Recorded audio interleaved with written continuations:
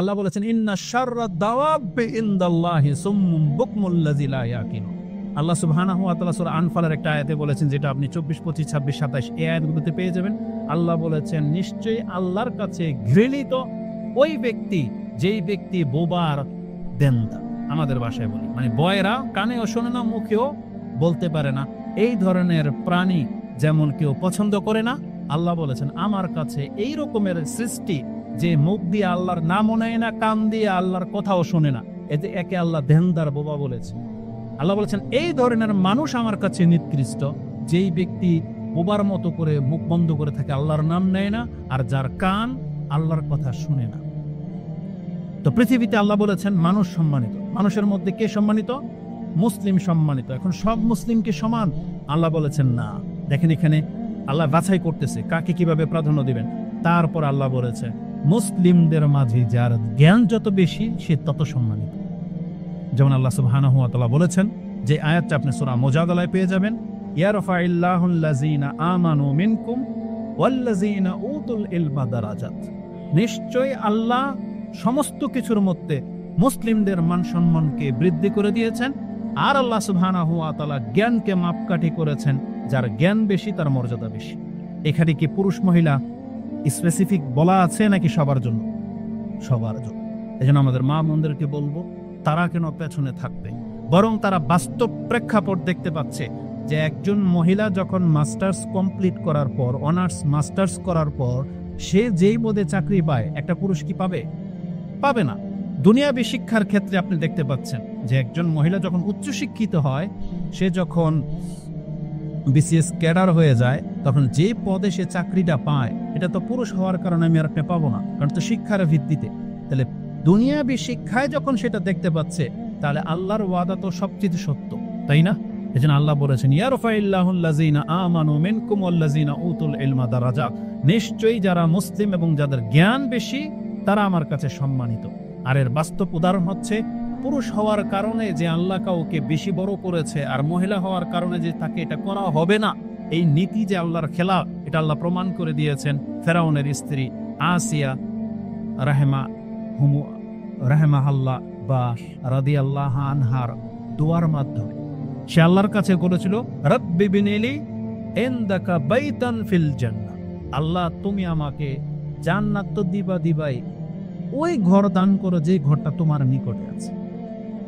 তার মানে আল্লাহর কাছে সবচাইতে কাছের মর্যাদাটা তিনি একজন মহিলা হয়ে চেয়ে নিয়েছেন, আর আল্লাহ যে তাকে দিয়েছেন তার প্রমাণ স্বরূপ কিন্তু আয়া আল্লাহ নাজিল করে দিয়েছেন।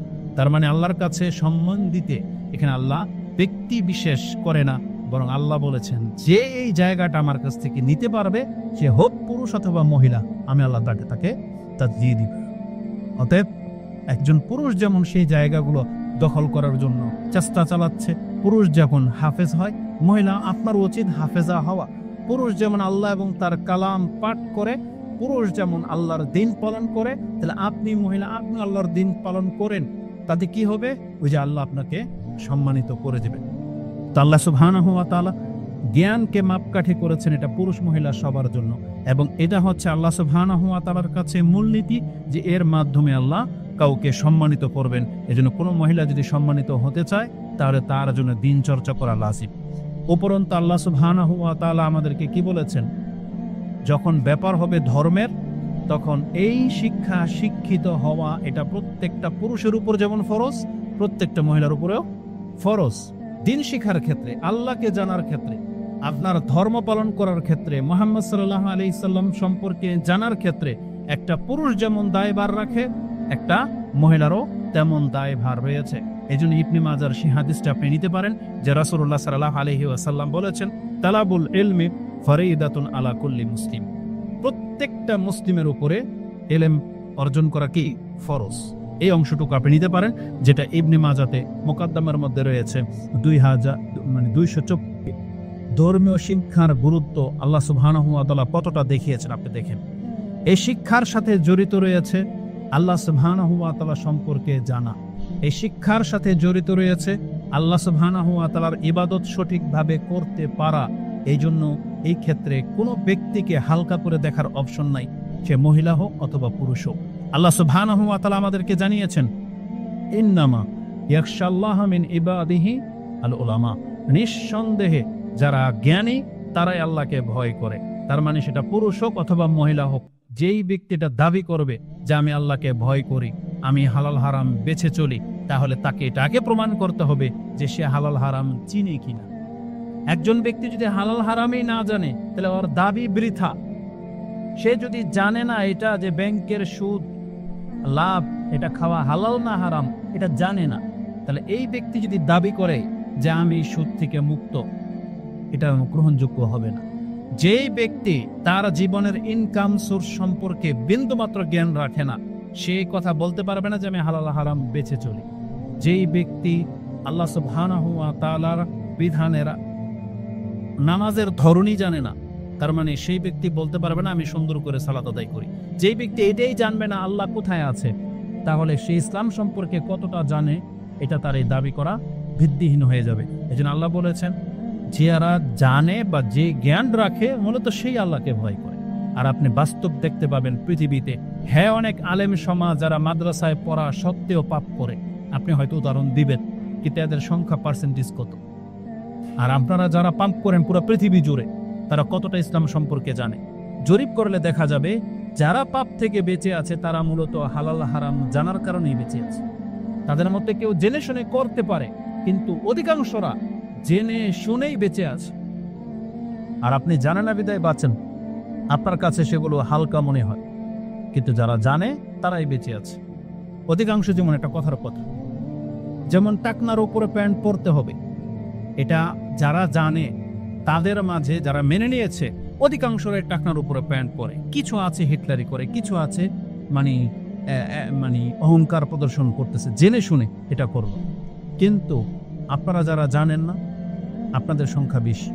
পুরো পৃথিবীর মধ্যে 100 জন মানুষের মধ্যে 90 জনের প্যান্ট টাকনার নিচে, কিন্তু জিজ্ঞেস করেন ওইটা জানেই না যেটা হালাল না হারাম। এই জন্য হয়তো টাকনার উপরে উঠায় না, কারণ ওই শিক্ষাইও পায়নি। তো বোঝা যাচ্ছে যে না জানা ব্যক্তি, তার মানে সেই ব্যক্তি ধর্ম থেকে বেশি সরে যায়। আর যে ব্যক্তি জানে, যেমন শিরিক সম্পর্কে যদি আপনি জিজ্ঞেস করেন, অধিকাংশ মহিলারা এটাই জানে না যে কোন কাজে শিরক হয় কোন কাজে শিরক হয় না, এটা জানে না, যার ফলে তাদের মধ্যে শিরকের আলামত বেশি পাওয়া যায়। তাদেরকে এটা শিক্ষাই দেওয়া হয়নি। এই জন্য জরুরি যে আপনি যদি আল্লাহকে ভয় করতে চান তাহলে শিক্ষার বিকল্প কিছুই নেই।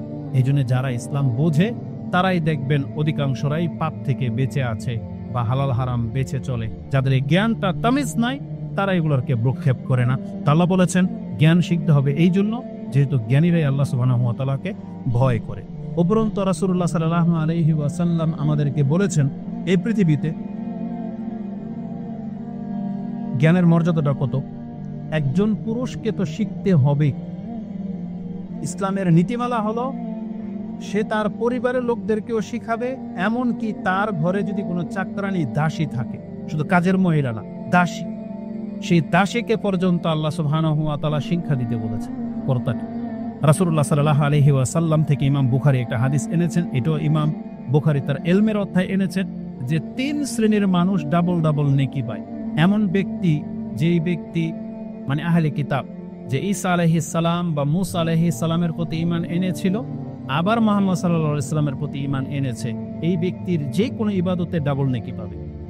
তারপরে বলা হয়েছে যেই ব্যক্তি কৃতদাস, এই কৃতদাস যদি আল্লাহর হক আদায় করে আর তার মালিকের হক আদায় করে, এই কৃতদাসের ইবাদতে ডাবল ডাবল নেকি। আর এমন পুরুষ ডাবল নেকি পাবে যেই কোনো ইবাদতে, যেই পুরুষ সম্পর্কে বলা হয়েছে ওয়ারাজুলুন কানাত ইনদাহু আমাতুন, যার কাছে একটা দাসী আছে, আর এই দাসীর সাথে সে কি করেছে, ফাআদ্দাবাহা ফাআহসিনা তা'দীবাহা, সে তাকে আদব কায়দা শিখালো, উত্তম আদব কায়দা, ওয়া আল্লামাহা ফাআহসানা তা'লিমাহা, এবং তাদেরকে শিক্ষা দিল উত্তম বিষয়ের শিক্ষা, এবং কি করলো, সুম্মা আতাকাহা ফাতাযাওয়াজাহা, এই দাসীকে জ্ঞানী বানিয়ে এখন তাকে মুক্ত করে দিয়ে বিয়ে করে সম্মানিত স্ত্রী হিসেবে মর্যাদা দিল, স্বীকৃতি দিল। রাসূল সাল্লাল্লাহু আলাইহি ওয়াসাল্লাম বলেছেন ফালাহু আজরান, তাহলে এই পুরুষ ডাবল নেকি পাবে। এক মূর্খকে শিক্ষা দেওয়ার কারণে, আর এক কৃতদাসীকে স্ত্রী হিসেবে প্রাধান্য দেওয়ার কারণে তার জীবনের আমলকে আল্লাহ সুবহানাহু ওয়া তাআলা ডাবল নেকি দিবেন। তার মানে এখানে কোন জিনিসটাকে হাইলাইট করা হচ্ছে, সেটা হচ্ছে যে একজন কৃতদাসীকে শিক্ষা দেওয়ার মর্যাদা ইসলামে এতটা দেওয়া হয়েছে, তাহলে সেই ক্ষেত্রে আপনার মেয়ে, আপনার স্ত্রী, আপনার ঘরের মহিলা যারা হবে, তাহলে তাদেরকে শিক্ষা দেওয়ার ব্যাপারে আপনি উদাসীন কেন হবেন? সেইটা কত গুরুত্বপূর্ণ বিষয়, যেখানে একটা কৃতদাসীকে শিক্ষা দিতে বলা হয়েছে ইসলাম। অতএব আমাদের মহিলাদেরকে ইসলাম খুব কঠোরভাবে আদেশ করেছেন, শর্তারোপ করেছেন যেন আমরাও তাদের জন্য এই শিক্ষার ব্যবস্থা করি। যার ফলে রাসূলুল্লাহ সাল্লাল্লাহু আলাইহি ওয়াসাল্লামের যুগ থেকে তিনি প্রথম যে মসজিদ বানিয়েছেন, সেই মসজিদেও মহিলাদের ব্যবস্থা ছিল। রাসূলুল্লাহ সাল্লাল্লাহু আলাইহি ওয়াসাল্লামের জীবদ্দশায় আপনি একটাও দেখাইতে পারবেন না যে কোনো একটা সময় ফিতনার ভয়ে বা কিছু রাসূল মহিলাদেরকে আলাদা করে দিয়েছেন, আপনি দেখাইতে পারবেন না। যেভাবে আপনারা বসে খুতবা শুনতেছে, ঠিক পেছন দিকে মহিলারা বসতো, রাসূল সাল্লাল্লাহু আলাইহি ওয়াসাল্লাম থেকে সরাসরি খুতবা তারা শুনতো। তারা জ্ঞানী ছিল এই জন্য, কিন্তু আমরা ফিতনার বাহানা দিয়ে তাদেরকে পৃথক করে দিয়েছি। মার্কেটের মধ্যে, অটোর মধ্যে 5 টাকা বাঁচানোর জন্য আপনার মহিলা একটা পুরুষের লগে বসে যায় 5 টাকা বাঁচানোর জন্য, উনি আপনার ফিতনা হয় না। আর মসজিদে খুতবা শুনতে আসবে, আপনার হুজুররা ফতোয়া জারি করে দিল, এটা ফিতনা। এটা ফিতনা। ফিতনা মানে বুঝেন, আপনার মহিলারা তো দেখে আসলাম ওই যে মাঠে ঘাটে ধান শুকাচ্ছে, তাই না? গায়ে তো অর্ধেক কাপড়ও নেই, ধান শুকাচ্ছে আপনার মহিলারা, রাস্তাঘাটে ধান কাটতেছে, বাসায় নিয়ে আসতেছে, ওটা ফিতনা না? আর যখন বোরকা পরে মসজিদে খুতবা শুনতে আসবে, এটা ফিতনা। ভন্ডামের একটা সীমা আছে। তা আমরা বলতে গেলে বলবে যে এরা ফিতনাবাজ, বুঝছেন না? কিন্তু ফিতনা আপনারা সৃষ্টি করেছেন। আজকে মহিলাদেরকে ধর্মের জ্ঞান দেন নাই বিদায় তারা আল্লাহ সুবহানাহু ওয়া তাআলাকে চিনে না। কিছু হলে তাবিজ কবজ টুটকার মধ্যে ঢুকে যায়, কিছু হলে জাদু টোনার মধ্যে ঢুকে যায়, কিছু হলে ওই যে জিন আর জাদুগ্রস্ত সবকিছুর মধ্যে মহিলারা পতিত। কেন? কারণ তাদের ঘরে ধর্ম চলে না, তারা ব্যক্তিত্বে ধর্ম চলে না, কারণ ধর্মের শিক্ষাই মায় নেই। আল্লাহ সুবহানাহু ওয়া তাআলা আমাদেরকে এতটা গুরুত্ব আরোপ করেছিলেন যে আমরা যেন শিক্ষিত হই। আজকে আমরা আমাদের দাসীদেরকে শিক্ষা দেব দূরের কথা। যে বললাম আপনি মুসলিম, আপনাকে বললে কর্তাই জানে না ধর্ম কি জিনিস, কর্তা নিজেই জানে না ধর্ম কি। সে তার মেয়েকে, তার কাজের মেয়েকে, তার স্ত্রীকে কি শেখাবে? কর্তা নিজেই জানে না ধর্ম কি জিনিস। অথচ মদিনার মহিলাদের অবস্থা কি জানেন? তারা কতটা বিচক্ষণ ছিল বা জ্ঞানের প্রতি তাদের কতটা আগ্রহ ছিল। ইমাম মুসলিম রাহিমাহুল্লাহ তিনি তার জুমার অধ্যায়ে একটা হাদিস কোট করেছেন 1899-তে। তাতে তিনি একজন মহিলার কথা উল্লেখ করেছেন, বিনতিল হারেসা ইবনু নোমান। হারেসা ইবনু নোমানের মেয়ে, তার মেয়ে এই হাদিস বর্ণনা করেছেন, কালাত মা হাফিজতু কফ, আমি সূরা কফ, এই 50 নম্বর সূরা, যেটাতে প্রায় 46টা আয়াত আছে। মা হাফিজতুল কফ, আমি সূরা কফ মুখস্থ করিনি, ইল্লা মিন ফি রাসূলিল্লাহি সাল্লাল্লাহু আলাইহি সাল্লাম, তবে মুখস্থ করেছি কেবলমাত্র রাসূলের মুখ থেকে শুনে শুনে। তার মানে আমি এটা কফ কোনো ব্যক্তির মুখ থেকে কোরআন মুখস্থ করিনি, তখন তো কোরআন লিপিবদ্ধই ছিল না। মুখস্থ বলতেছেন রাসূল পড়তো, আর আমি রাসূলের মুখ থেকে শুনে শুনে সূরা কফ মুখস্থ করেছি। কিভাবে? সে বলতো,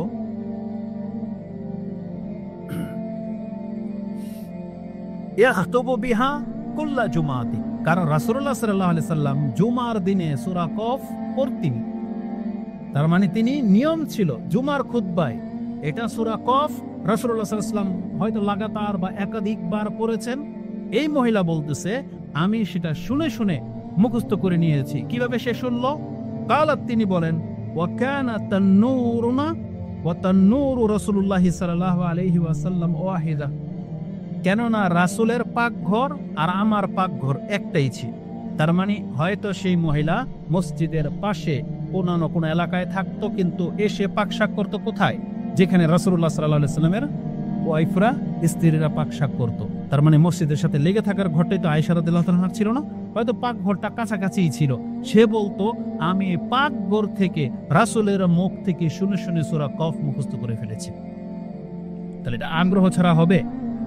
একটা মহিলা তো আগ্রহ থাকা সত্ত্বে তারা এটা করতে পেরেছে। অথচ কোরআন আপনি চাইলে এখন এই যে মোবাইলের মধ্যে আপনি পকেটে নিয়ে কোরআন বয়ে বেড়াচ্ছেন, অথচ আপনি চাইলেই তো কোরআনে বসে আছেন, ফিল করতেছেন, গেমস না খেলে, ভিডিও না দেখে, চ্যাট না করে, আপনি চাইলেই তো একটা আয়াত মুখস্থ করতে পারতেন।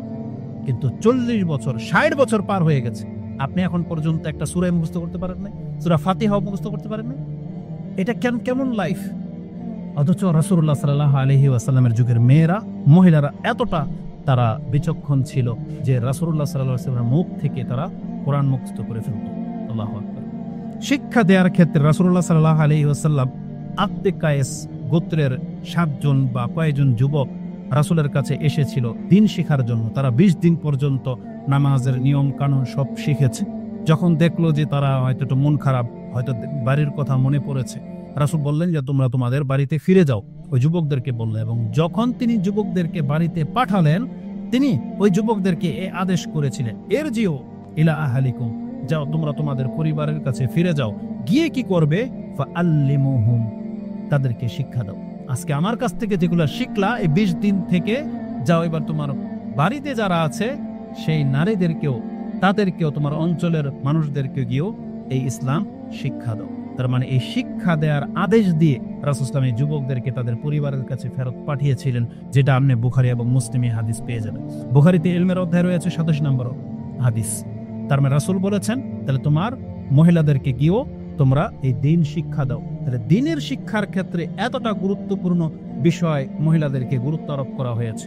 রাসূলুল্লাহ সাল্লাল্লাহু আলাইহি ওয়াসাল্লাম থেকে আপনাকে আরো কয়েকটা হাদিস আমি কোট করি, নারীদের জন্য কতটা গুরুত্বপূর্ণ। রাসূল কি বলেছেন? আদ-দুনিয়া কুল্লাহা মাতা ওয়া লাইসা মিন মাতা'id দুনিয়া আফদালু মিন মারআতিস সালিহা। এই পুরো দুনিয়াটা হচ্ছে সম্পদ, কিন্তু একজন সৎকর্মশীল মহিলার চেয়ে এই দুনিয়াতে আর কোনো দামি সম্পদ কারো কাছে নাই। বোঝেন কথা? তার মানে আপনি অনেক কিছুর মালিক হয়ে গেছেন। আপনার গাড়ি আছে, বাড়ি আছে, জমি জমা, ব্যাংক বিল সব আছে, আপনার স্ত্রী আছে, মেয়ে আছে, মহিলা আছে, মা আছে, খালা আছে, ধরে আছে, যা কিছু আপনি মালিক। তার মধ্যে থেকে রাসূল বলেছেন তোমার কাছে যদি একজন সৎ মহিলা থাকে, সেটা হোক স্ত্রী, হোক মেয়ে বা বোন, যেটা তোমার কাছে আছে, তার মানে তুমি জেনে নাও তোমার সমস্ত কিছুর চাইতে দামি সম্পদ এটাই, আল মারআতুস সালিহা। তার মানে জমিনের মধ্যে একজন মুসলিম মহিলা যে সৎ, সে হচ্ছে সবচেয়ে দামি সম্পদ আমাদের। তো এটা কেন বলেছে রাসূলুল্লাহ সাল্লাল্লাহু আলাইহি ওয়াসাল্লাম? এটা সম্মান করা হয়েছে। তারপর রাসূলুল্লাহ সাল্লাল্লাহু আলাইহি ওয়াসাল্লাম আমাদেরকে বলেছেন তুনকাহু আন-নিসাউ আরবা।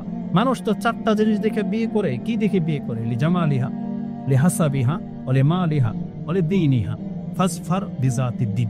যে মানুষ সাধারণত 4টা যে কোনো একটা দেখেই বিয়ে করে, হয়তো পয়সার দিকে ঝোঁকে, নাহলে বংশের দিকে ঝোঁকে, নাহলে সৌন্দর্যতার দিকে ঝোঁকে, আর না হয় কেউ আছে দিনদারিত্বের দিকে ঝোঁকে। তুমি কি করবা? তুমি দিনদারিত্বের দিকে ঝোঁক। রাসূল আমাদেরকে উপদেশ দিয়েছেন দিন পালন করে এমন মহিলাদেরকে বিয়ে করো। এটা রাসূলুল্লাহ সাল্লাল্লাহু আলাইহি ওয়াসাল্লাম আমাদেরকে আদেশ করেছেন। আল্লাহ কি বলেছেন? আল্লাহ বলেছেন ওয়ালা তানকিহু আল মুশরিকাত হাত্তা ইউমিন ওয়ালা আমাতুন মুমিনাতুন খায়রুম মিন মুশরিকাতিন ওয়ালাউ আজাবা। আল্লাহ সুবহানাহু ওয়া তাআলা বলেছেন তোমরা খবরদার কোন মুশরিক মহিলাকে বিয়ে করবে না। একজন মুশরিক মহিলার চেয়ে একজন মুসলিম কৃতদাসী অনেক বেশি শ্রেয়। যদিও সে মুশরিকা মহিলা দেখে তুমি ক্রাশ খেয়ে যাও, যে মহিলাকে দেখে তোমার জিভে পানি চলে আসে, যেটাকে বলা হয় যে তুমি একবারে গলে গেছো, অথচ তুমি দেখবে না তার দিন। যেই ব্যক্তি ব্রু প্লাট করে, চুল খোপা করে, গায়ে ওড়না থাকে না, এমন ফ্যাশনেবল মেয়ে তোমার সামনে দিয়ে যাচ্ছে, হোক সেটা মুসলমান ঘরের সন্তান কিন্তু শিরিক করে, এমন ব্যক্তি যারা আছে, মানে দিন বুঝে না, এমন মহিলা পছন্দনীয় হতে পারে, কিন্তু জেনে না তার চেয়ে একটা মুসলিম কৃতদাসী এর চেয়ে বেশি শ্রেয়। এটা আল্লাহ বলেছে। এবার বলেন তো দেখি, তাহলে একজন মহিলা যদি সৎ হতে চায়, মুশরিকা না হতে চায়, তাওহীদবাদী হতে চায়, শিক্ষার বিকল্প কি আছে? তাহলে একজন মহিলা যদি শিক্ষিতই না হয়, ও দিন কিভাবে পালন করবে? দিনদার মহিলারা তো শিক্ষিত হওয়ার কারণেই দিন পালন করে। তাহলে আজকে আমাদের সমাজের হাজারো মানুষ আপনি মহিলা দেখতে পাবেন যারা দিনের জ্ঞান না থাকার কারণে তারা দিন পালন করে, আর যারা দিন শিখছে তারা দিন পালন করে। এই জন্য আমরা বলবো মহিলাদেরকে দিনের জ্ঞান অর্জন করা ছাড়া বিকল্প কোনো পথ নাই। সে দিনদার হতেই পারবে না যদি সে চায়। এই জন্য দিনের জ্ঞান অর্জন করা এটা একান্ত জরুরি আমাদের মহিলাদের জন্য। আর সবচেয়ে গুরুত্বপূর্ণ পয়েন্ট, যেটা সময় লম্বা হয়ে যাবে, আমি এই কথাগুলো ছেড়ে দিচ্ছি। সব থেকে গুরুত্বপূর্ণ পয়েন্ট যেটা আজকে বলবো, যেটা উনি ইঙ্গিত করেছেন যে কোন দিকটা জন্য আজকের এই বক্তব্য, সেটা হচ্ছে সন্তানকে মানুষ করার ক্ষেত্রে মহিলাদেরকে দিন জানা কতটা জরুরি। এটার একটা হাদিস বললে আপনার বিবেক জায়গা মতো চলে আসবে যে একজন পিতা একজন মাতাকে দিন সম্পর্কে জানা এটা কতটা জরুরি। এটা এই হাদিস থেকে আপনি স্পষ্ট হয়ে যাবেন।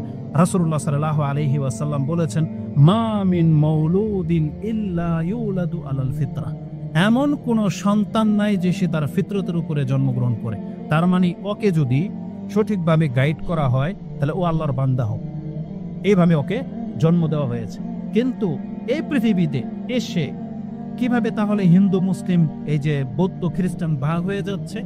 রাসূলুল্লাহ সাল্লাল্লাহু আলাইহি ওয়াসাল্লাম বলেছেন, ফাআবাওয়াহু ইউহাউবিদানি আও ইমাজ্জিসানি আও নাসসারানি, বাপ মা তাকে এই সন্তানটাকে যে তার কোলে থাকে সারাক্ষণ, এই মা তাকে খ্রিস্টান বানায়, এ মা তাকে ইহুদি বানায়, এ মা তাকে কি করে? অগ্নি পূজক বানায়। তার মানে কি বুঝাতে চাইল? তার মানে এখন ওই আমার মহিলাদেরকে বলতে চাই আমাদের এই জন্য চেষ্টা করতে হবে, বাপ মা চেষ্টা করবে। আচ্ছা, যারা চেষ্টা করে তারপরও তো অনেক সময় সন্তান ভালো হয় না। যেমন নূহ আলাইহিস সালামের ছেলে, তা নূহ আলাইহিস সালামের ছেলে ভালো হয়নি, এর পেছনে মূল কারণ কিন্তু তার স্ত্রী। কারণ তার স্ত্রী ভালো ছিল না, জানেন না এটা? নূহ আলাইহিস সালামের স্ত্রী, লূত আলাইহিস সালামের স্ত্রী ভালো ছিল না।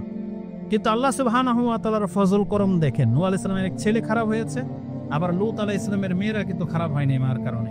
ওটা আল্লাহর হেদায়েত। কিন্তু মূল কি? মূল হচ্ছে বাপ মা যেমন আমরা যে যা যেমন, আমরা কিন্তু আমাদের সন্তানদেরকে তাই বানাই। একজন আলেম সে কি কখনো চিন্তা করেছে, আপনাদের কাছে জিজ্ঞেস করেছেন, আপনার মসজিদের ইমামকে জিজ্ঞেস করেন আপনার সন্তানকে কি বানাবেন টার্গেট করেছে? সে সর্বোচ্চটা আকাঙ্ক্ষা এটাই করবে যে আমার ছেলেকে একজন আমি আলেম বানাবো, তাই না? কেউ আছেন যে বলছে আমি হাফেজ বানাবো, তাই না? তার মানে যে যা তার সন্তানকে সে সেটা বানানোর স্বপ্ন দেখে। কিন্তু একটা ইঞ্জিনিয়ার, একজন ডাক্তার, একজন বিজনেসম্যান তাকে জিজ্ঞেস করেন, সে হয়তো মুসলিম সোর্স হওয়ার ক্ষেত্রে বলেই দেয় যে আমার ছেলেকে আমি প্রথমে হাফেজ বানাবো বা আলেম কিছুটা বানাবো, কিন্তু পরক্ষণে দেখবেন তার নিয়ত কিন্তু ভিন্ন। তখন সে বলে যায় না আমি পাইলট বানাবো, ইঞ্জিনিয়ার বানাবো, বড় এটা বানাবো সেটা বানাবো। তো তার মানে বাপ মা যেমন সন্তানকে তাই বানায়। একজন ব্যক্তি যদি কবর মাজারের পূজারী হয়, তার মানে ল্যাংটার মুরিদ যদি হয়, সে তার সন্তানকে ওই ল্যাংটার মুরিদই বানাবে। কিন্তু একজন যদি আল্লাহর বান্দা হয়, কোরআন সুন্নাহওয়ালা হয়, সে তার সন্তানকে কি বানাবে? একবার নির্দ্বিধায় আমরা বলতে পারি মিম্বর থেকে, যারা আমাদের বক্তব্য শুনে, কোরআন হাদিস থেকে যে সালাফি আলেমদের বক্তব্য শুনে হেদায়েত পাচ্ছেন, তারা সবাই এখন নড়ে চড়ে বসেছেন। আপনাদের সন্তানদেরকে আপনারা চাচ্ছেন যে সালাফি মাদ্রাসায় পড়াবে। কেন ইচ্ছা জাগলো? তার মানে যার গতি যা, সে তার সন্তানকে নাসলকে ওই দিকে নিতে চায়। তো আমাদের মাদেরকে, মহিলাদেরকে আমরা বলবো, আপনি যদি আপনার সন্তানকে ইসলামের দিকে নিয়ে আসতে চান, তাহলে আপনাকে প্রথম ইসলামের অনুসারী হতে হবে। আপনি যদি তাওহীদবাদী বানাতে চান, তাহলে আপনাকে আগে তাওহীদ শিখতে হবে। মা নিজে যদি জানে না যে ঘর থেকে বেরোলে কি বলতে হয়, তাহলে এই বাচ্চা কি শিখবে? কারণ মা যেভাবে বেরোতো এইভাবেই বেরোবে। এই জন্য মাকে আগে দিন শিখতে হবে। এটা হচ্ছে আজকের বক্তব্যের মূল মেসেজ, যে রাসূল বলেছেন যে মা যা তার সন্তানকেও তারা তাই বানায়।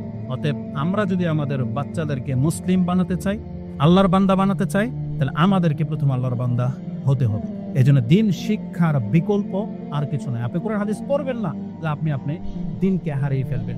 আল্লাহ সুবহানাহু ওয়া তাআলা মহিলাদেরকে আদেশ করেছেন, বিশেষ করে রাসূল সাল্লাল্লাহু আলাইহি ওয়াসাল্লামের স্ত্রীদেরকে আল্লাহ আদেশ করেছিলেন কিভাবে? আল্লাহ বলেছেন, ওয়াজকুরনা মা ইউতলা ফি বুয়ুতিকুন্না মিন আয়াতিল্লাহি ওয়াল হিকমা, তোমাদের ঘরে আল্লাহর কালাম এবং রাসূলের হাদিস যে চর্চা হয়, তোমরা সেখান থেকে উপদেশ গ্রহণ করো। ওয়াজকুরনা, আল্লাহ বলেছেন উপদেশ সেখান থেকে নাও, আল্লাহর কালাম থেকে নাও, হিকমা হাদিস থেকে নাও। ইন্নাল্লাহা লাতীফুন খাবীর, নিশ্চয় আল্লাহ কিন্তু সূক্ষ্ম থেকে সূক্ষ্ম বিষয় জানেন। তার মানে আল্লাহ আমাদেরকে ইঙ্গিত দিয়েছেন যে আমাদের মহিলারা দিন শিখবে কোত্থেকে? কোরআন হাদিস থেকে। এটা সূরা আহজাবের আয়াত 33 নম্বর সূরা 34 আপনি পেয়ে যাবেন, যে আল্লাহ বলেছেন আমাদেরকে কোরআন সুন্নাহ ঘরে চর্চা হবে। আর এই কোরআন সুন্নাহ থেকেই আমাদের মহিলাদেরকে বলা হয়েছে তোমরা দিনের প্র্যাকটিস করো। এতটা আগ্রহ রাসূল সাল্লামের যুগের সাহাবায়ে কেরামদের ছিল। মহিলারা রাসূলুল্লাহ সাল্লাল্লাহু আলাইহি ওয়াসাল্লামের কাছে আবদার করতেন যে ইয়া রাসূলুল্লাহ গালাবানা আলাইকার রিজাল, আপনার কাছে তো পুরুষরা প্রাধান্য পেয়ে আছে, আমরা মহিলারা তো ধার প্রান্ত আসতে পারি না, কারণ আপনার মজলিসে তারাই আগে থাকে, সবকিছু জায়গায় তারা, আমাদের জন্য একটা ব্যবস্থা করে দেন। তারা একদিন সপ্তাহে রাসূলের কাছ থেকে চেয়ে নিয়েছিলেন। এই হাদিস আপনি কোথায় পাবেন? হাদিসটি বুখারীতে ইলমের অধ্যায়ে রয়েছে 110 নম্বর, 101 নম্বর হাদিস। আবি সাইদ খুদরি তিনি বলেন, কালাতিন নিসাউ আন লিন-নবী সাল্লাল্লাহু আলাইহি ওয়াসাল্লাম, মহিলারা রাসূলকে বললেন, গালাবানা আলাইকার রিজাল, আমাদের উপরে প্রাধান্য পেয়ে আছে পুরুষরা, ফাজআল লানা ইয়াওমান মিন নাফসিক, আপনার পক্ষ থেকে আমাদের জন্য একটা দিন খাস করে দেন। রাসূলকে বলেছেন, ওই দিন আমরা আপনার কাছে এসে বসবো, যা প্রশ্ন করার, যা জানার আমরা সব জানবো, আপনার একদিন আমাদেরকে সময় করে দেন। ফাওয়াদাহুন্না ইয়াওমান লাকিয়াহুন্না ফি, তারপর রাসূল তাদের সাথে ওয়াদা করলেন এবং একদিন তাদের জন্য দিন শিক্ষার ব্যবস্থা করে দিন। কি মনে করেন? তাহলে আমাদের মহিলাদের জন্য আমরা সেই ব্যবস্থা তো করি না। হ্যাঁ, ওয়াজ মাহফিল হলে আমরা সেটা করি, কিন্তু বছরে একবার কেন? প্রত্যেক সপ্তাহে করে।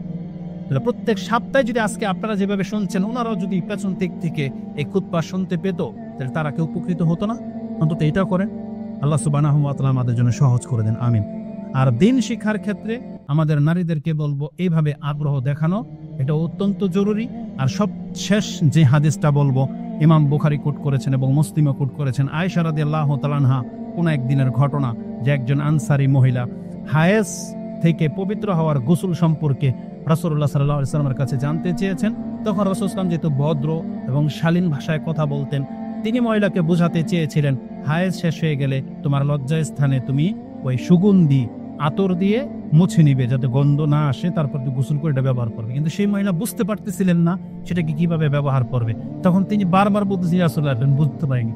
তখন রাসূলুল্লাহ মুখ ফিরিয়ে নিলেন, যে আর বলতে পারতেছেন না খোলাখুলি। তখন আয়েশা রাদিয়াল্লাহু তাআলা আনহা তাকে টেনে নিলেন, নিয়ে বুঝিয়ে দিলেন যে তুলাতে ওই সুগন্ধি নিয়ে তখন ওই জায়গাটাতে যেখানে যেখানে হায়দার রক্ত লেগে যায়, সেই জায়গাটা তোমরা গোসলের পরে এইটাকে আতর মেখে দিও, এভাবে পবিত্রতা অর্জন করো।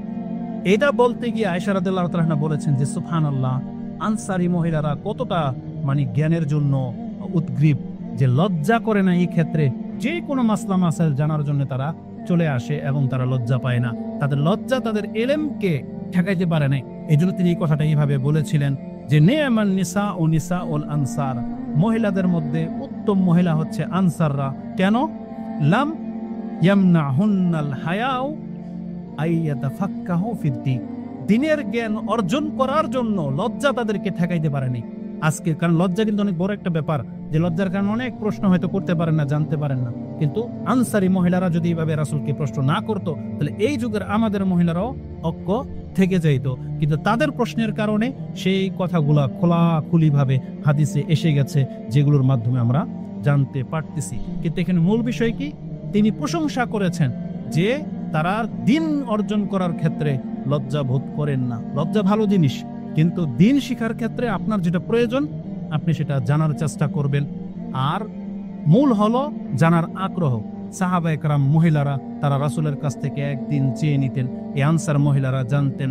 এই ক্ষেত্রে আরেকটা হাদিস বলে দেই, কারণ আমাদের মহিলারা একটু উগ্র বলতে কি আমি আমার ঘরের কথাই বলতেছি।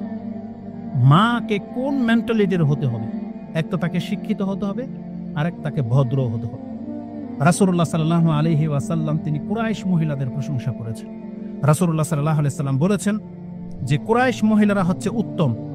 মা মিন খায়রু নিসাই রাকিবনাল ইবল সালিহু নিসাই কুরাইশ, যত মহিলারা উটে চেপেছে তাদের মধ্যে কুরাইশ মহিলাদের সব মহিলা যারা তারা শ্রেষ্ঠ। উটে চড়া জাতির মধ্যে কুরাইশরা সবচেয়ে শ্রেষ্ঠ। কেন? তাদের মধ্যে কি গুণ আছে? তিনি বলেছেন আহনাহু আলা ওয়ালাদিন ফি সিগারিহি ওয়া আরআহু আলা যাওজি ফি যাতি ইয়াদিহি। কারণ কুরাইশ মহিলাদের গুণ হলো তারা তাদের বাচ্চাদেরকে অনেক বেশি আদর করে। তার মানে কুরাইশ মহিলা যারা তাদের বাচ্চাদেরকে ছোটবেলায় অনেক আদর করে লালন পালন করে, অনেক আদর করে। একটা এক্সাম্পল দিয়ে দিই, আমি যখন উমরাতে বা হজে গিয়েছি বা মক্কাতে যেটা দেখেছি সেই দৃশ্যগুলো, বা আরবদের মাঝে থেকে ওদের ছোট ছোট মেয়েদের চুল থাকবে কাঁধ পর্যন্ত, অনেক বড় বড় চুল থাকে, এবং সেই চুলের মধ্যে 100 হবে বেনি। কয়শো? 100 ওভার হবে। এই যে বসে বসে যে বেনি করে না, কতটুকু ধৈর্যের প্রয়োজন, কতটুকু সময় প্রয়োজন, কিন্তু মেয়েদের করা এইভাবে সাজায়। তো ওরা বাচ্চাদেরকে অনেক বেশি আদর করে। রাসূল সাল্লাল্লাহু আলাইহি ওয়াসাল্লাম এটা দেখেছেন। এমনকি রাসূলুল্লাহ সাল্লাল্লাহু আলাইহি ওয়াসাল্লাম উম্মে হানি তার চাচাতো বোনকে বিয়ে করার প্রস্তাব এই জন্যই দিয়েছিলেন, কারণ উম্মে হানিও তার সন্তানদেরকে অনেক বেশি মায়া করতেন। এটা দেখে রাসূল সাল্লাল্লাহু আলাইহি ওয়াসাল্লাম পছন্দ করেছেন যে তাহলে বিয়ে করা যায়, কিন্তু বয়স হয়ে গেছে বিধায় তিনি আর রাজি হয়নি, বিয়ে করেননি। কিন্তু ওখানে ওই গুণটা ছিল যে সে তার সন্তানদেরকে অনেক বেশি আদর করে। আরেকটা গুণ কি, যে কুরাইশ মহিলারা তাদের স্বামীর সম্পদের খুব উত্তমভাবে হেফাজত করতে জানে, সুরক্ষা করে। তারা তাদের স্বামীর অর্থ নষ্ট করে না, যেভাবে রেখে দেবেন এইভাবে থেকে যাবে। সে মরে যাবে কিন্তু সে তার স্বামীর একটা অর্থ বিনা পারমিশনে বা কোনোভাবে নষ্ট করতে দেবে না। আমানত যেভাবে থাকে এইভাবেই তারা রাখতে জানে। রাসূল সাল্লাল্লাহু আলাইহি ওয়াসাল্লাম এই দুইটা গুণ কুরাইশ মহিলাদের প্রশংসা করেছে, যে তারা ছোটবেলা তার বাচ্চাদেরকে অনেক বেশি আদর করে এবং তাদের স্বামীদের সম্পদকে রক্ষা করে। আমাদের মহিলাদের মধ্যে এই গুণ আছে, পৃথিবীর বাংলাদেশের বা যে কোনো মহিলাদের মধ্যে এই গুণ আছে আমরা বলি, কিন্তু স্পেসিফিক ভাবে কুরাইশ মহিলাদেরকে এভাবে প্রশংসা করার কারণ কি? কারণ নিশ্চয়ই যে কুরাইশ মহিলারা কখনই ধৈর্য হারায় না। হয়তো আমাদের মহিলারা বিরক্ত বোধ করে, গালাগালি দেয়, মানে উগ্রতা দেখায়, কিন্তু আরব কুরাইশ মহিলাদের মধ্যে এটা নাই। ওর জীবনে যত বড় ট্র্যাজেডি চলে আসুক না কেন, ও বাচ্চাদের প্রতি একবারে নরম। এই গুণটা খুব জরুরি, কারণ এটা না হলে একটা ভালো বাচ্চা বা ভালো শিক্ষা মা দিতে পারবে না। তা আজকের বক্তব্যের মেসেজ এটাই, আমাদের মহিলাদেরকেও দিন অর্জন করতে হবে, জ্ঞান অর্জন করতে হবে, এটা অত্যন্ত জরুরি। না হলে আপনি দিন না জানলে আপনার বাচ্চা দিন পাবে না। আকুলু লিকাউলি হাযা আস্তাগফিরুল্লাহ লি ওয়া লাকুম ওয়া লিসাইরিল মুসলিমিন ফাস্তাগফিরু ইন্নাহু হুয়াল গফুর। আলহামদুলিল্লাহ ওয়াসসালাতু ওয়াসসালামু আলা রাসূলিল্লাহ, মা বাদ। যেহেতু খুতবা সময় অনেক হয়ে গেছে, আর লম্বা করব না, তবে এতটুকু ইঙ্গিত দিয়ে দিই, বর্তমান এই নারী কমিশন নিয়ে যেটা শুরু হয়েছে, আজকের বক্তব্যটা আমি ওই মেসেজটাই দিতাম, কিন্তু একদিন আগে ভাই বলাতে আবার খুতবাটাকে আমি চেঞ্জ করে এটা রেডি করেছি। তাতে এতটুকু শুধু বলে দেব, আজকে আমাদের সমাজের নারীরা ইসলাম বিরোধী যে প্রস্তাবনা পেশ করেছে, এর মূলে কি? এর মূলেই হলো অজ্ঞতা। তাদের ধর্ম সম্পর্কে, তাদের রব সম্পর্কে জ্ঞান যদি থাকতো, তাহলে কোনোদিন অনইসলামিক এই ধরনের দাবি তারা উত্থাপন করতে পারতো না। তবে তাদের চরিত্র এবং তাদের সাথে কেমন আচরণ করা উচিত, ইনশাআল্লাহুল আজিজ এটা নেক্সট খুতবায় বা আমি একটা লাইভে বক্তব্যই করব। আল্লাহ যেন আমাদেরকে তৌফিক দান করেন, আমিন। এবং আমরা আপনাদেরকে বলতে চাচ্ছি, যারা মুসলিম মহিলা পেয়ে গেছেন, আপনি আল্লাহর পক্ষ থেকে অনেক বড় একটা নেয়ামত পেয়ে গেছেন। আর যাদের ঘরে কোনো নাস্তিক মহিলা আছে, এই ধরনের সাহাবেগীদের মতো কোনো মহিলা আছে, আপনার লাইফ শেষ, আপনার দুনিয়াও শেষ, পরকালও শেষ হবে। দুনিয়া শেষ যেহেতু আপনার মহিলা আপনার কন্ট্রোলের বাইরে, এরকম বড় বড় টিপ লাগিয়ে গায়ে ওড়না না রেখে ব্লাউজ না পরে রাস্তায় নেমে যেতে পারে, তাদের পুরুষ যে কি দশায় আছেন এটা তো আমরা তাদের মহিলাদেরকে দেখে বুঝতে পারি। পরকালে যে কি হবে আফসোস হয় আপনাদের জন্য। এই জন্য যে সমস্ত ঘরের পুরুষরা ভালো মহিলা পেয়ে গেছেন, অভদ্র পান নাই, এরকম উশৃঙ্খল মহিলা পান নাই, আপনি একটা সেজদা বেশি করবেন, শুকরিয়া আদায় করবেন আল্লাহ, আলহামদুলিল্লাহ আমার মহিলা তো বদনা। না হলে আপনার দুনিয়া শেষ, পরকালও শেষ হতে। রাসূল কি বলেছেন? মা তারাকতু বাদি ফিতনাতান আদারু আলা রিজাল মিনান নিসা। আমরা ওই হাদিসকে তো আসলে সারা জীবন এটাই ভাবতাম যে মহিলাদের ফিতনা মানে হচ্ছে মহিলাদের সাথে খারাপ কাজে লিপ্ত হয়ে যাওয়া, কিন্তু আমাদের মহিলারা যে এত বড় ফিতনা আমাদের বাংলা জাতির পুরুষের জন্য, এটা বর্তমান প্রেক্ষাপটে বোঝা যাচ্ছে যে কত বড় ফিতনা হয়ে দাঁড়িয়েছে এই মহিলারা। ওরা বিপর্যস্ত করে দিচ্ছে জাতিটা। আল্লাহ এই ধরনের নোংরা ফেসিবাদ, এই ধরনের খারাপ মহিলাদের কাছ থেকে আল্লাহ আমরা তোমার কাছে আশ্রয় চাচ্ছি। আমাদের মহিলাদেরকে আল্লাহ তুমি হেফাজত করো, আমাদের মহিলাদেরকে আল্লাহ তুমি ইসলামের উপরে টিকিয়ে রাখো, এবং আমাদের মতো তাদেরকেও মুসলিম হয়ে মরার তৌফিক দান করো। এবং আমাদের যে ভুল ত্রুটিগুলো হয়ে যায় আল্লাহ তুমি তোমার পক্ষ থেকে আমাদেরকে ক্ষমা করো। আল্লাহ মসজিদ তুমি কবুল করো, এবং আমরা যারা আজকে খুতবা শুনতে এসেছি আল্লাহ তুমি আমাদেরকে আজকে এখান থেকে পাপ মুক্ত হয়ে বাড়িতে ফেরত নিয়ে যাও। আমাদের পিতামাতাদেরকে আল্লাহ ক্ষমা করো। আল্লাহ বর্তমানে বিশ্বে যে অরাজকতা শুরু হয়ে গেছে আল্লাহ তুমি বাংলাদেশের মুসলিমদেরকে সেভ করো, আমাদের পুরো বাংলাদেশটাকে আল্লাহ সেভ করো, যাতে বাংলাদেশকে নিয়ে কোনো ষড়যন্ত্র শিকারের আমরা মুখোমুখি না হই। আল্লাহ তোমার